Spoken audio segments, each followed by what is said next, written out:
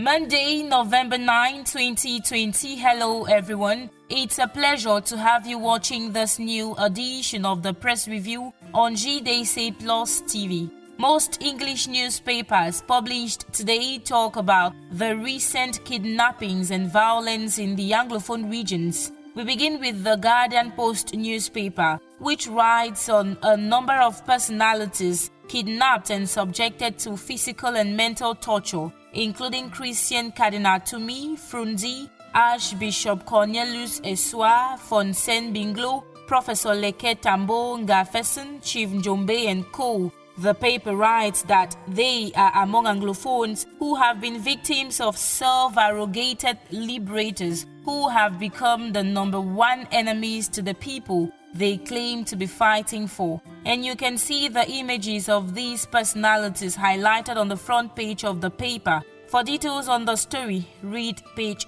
3.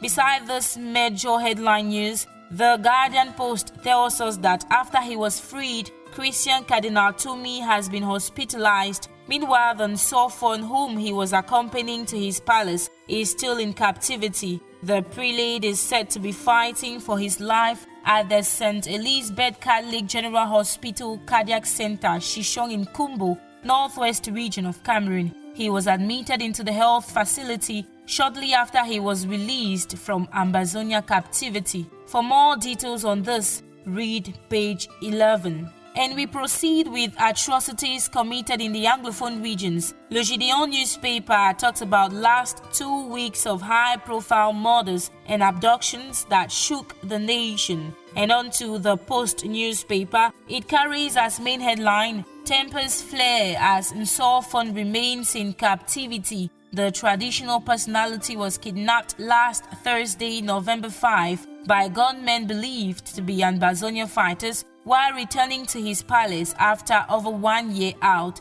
due to insecurity.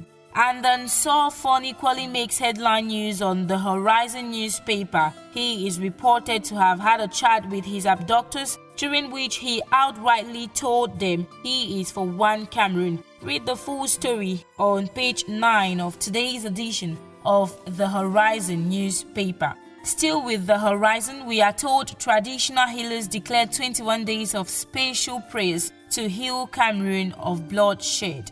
And to end this press review, we take you out of Cameroon, precisely in America, where Democrat Joe Biden has been elected as the 46th President of the United States of America. The Sun newspaper says the Democrat, who failed 2 times in the past presidential elections, was carried to the finish line thanks to black voters. His opponent, President Donald Trump, refuses to concede this win, and just as highlighted by the paper, he heads to court over electoral fraud. Grab a copy of today's edition of the Sun newspaper to have details on this story and more. And that does it for what the papers had to say today. Thanks for watching. On to our next edition.